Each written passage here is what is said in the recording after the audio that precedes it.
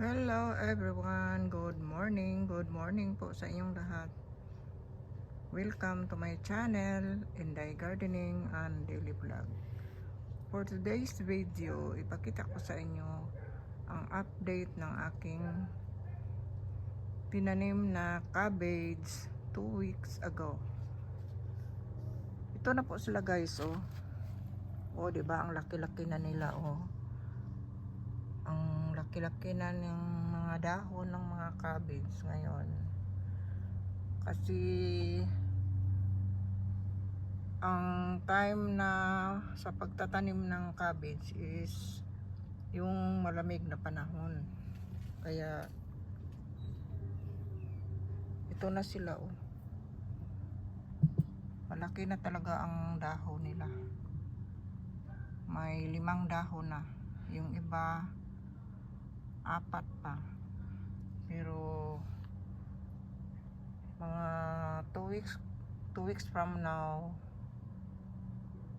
yung ano niya, yung talbos niya tumitiklop na para bilog na siya, magbilog na. Kaya guys, oh, araw-araw ko sila tiningnan guys, at saka ito na sila ngayon. Ang laki-laki na nila, kaya kailangan nila i-cultivate ang kanilang mga puno para hindi sila matumba. Kasi kung minsan umuulan dito, buti na lang ngayon may araw na. So kaya nandito ako sa labas. Nagpakita na ang araw ngayon.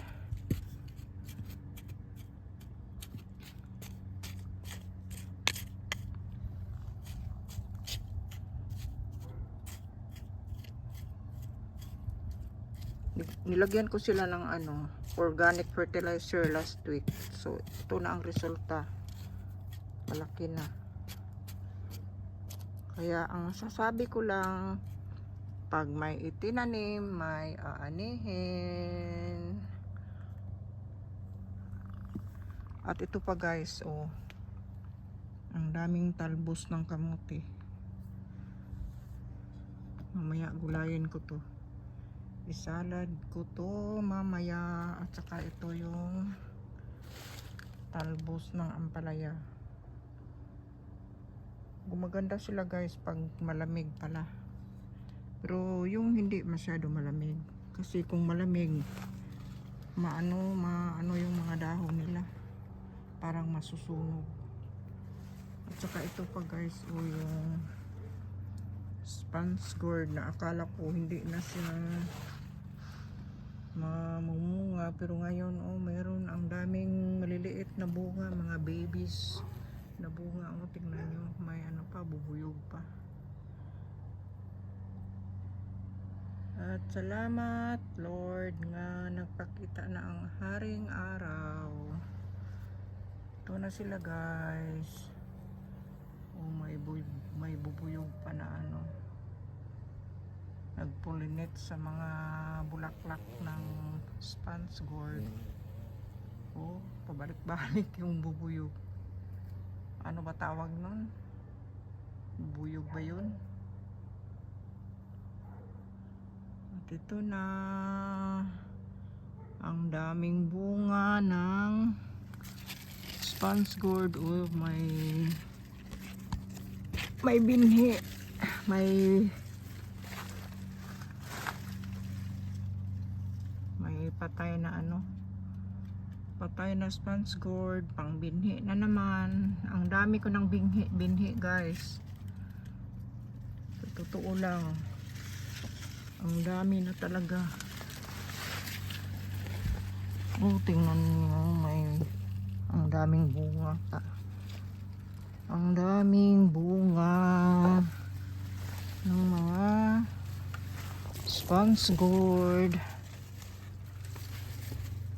Hindi ko sila makita. Oh, tingnan nyo guys. Oh, ang Ang laki-laki ng sponge gourd. Ang bunga nila, ang dami. Ang dami gawing binhi. Oh, tingnan nyo guys, meron pa doon oh. Saan ka pa? Ang dami talagang bunga guys. Oh, meron pa dito oh. Oh. Wow, ang laki.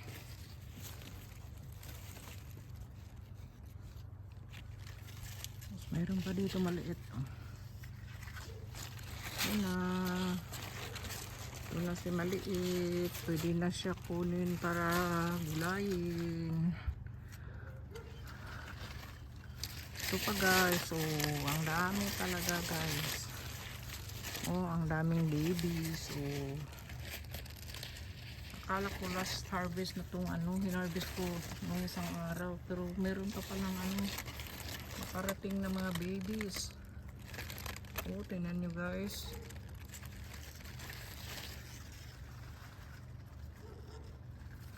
Akala ko wala na. Oh, mayroon pa dito sa loob. Hindi kasi sila makita guys, kaya nagkaramihan ng dumadami yung mga matatanda na pangbinhi. Hindi ko to kaya ibinhi lahat. Ay naku.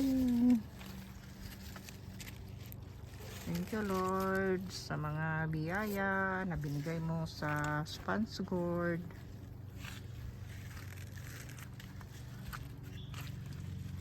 Ang dami talaga guys oh. Oh, tingnan mo.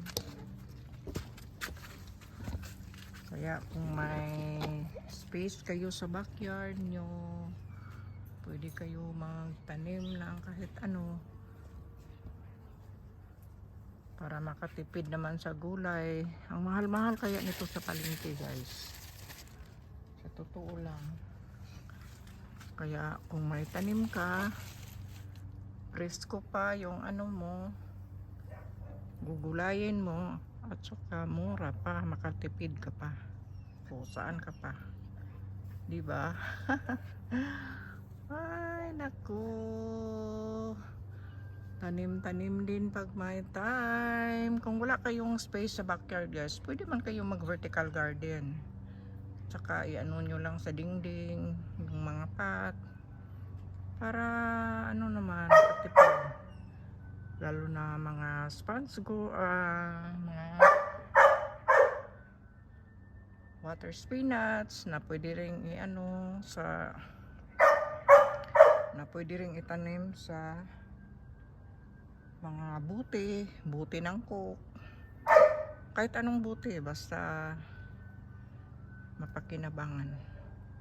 Kaya dito na lang guys, hanggang sa susunod na mga update. Pasensya na kayo sa aso, tumatahol. Don't forget to like and subscribe my channel.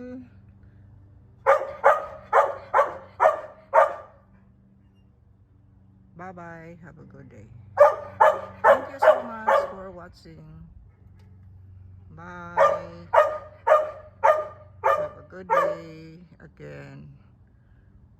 Bye bye, bye bye. Thank you so much for watching.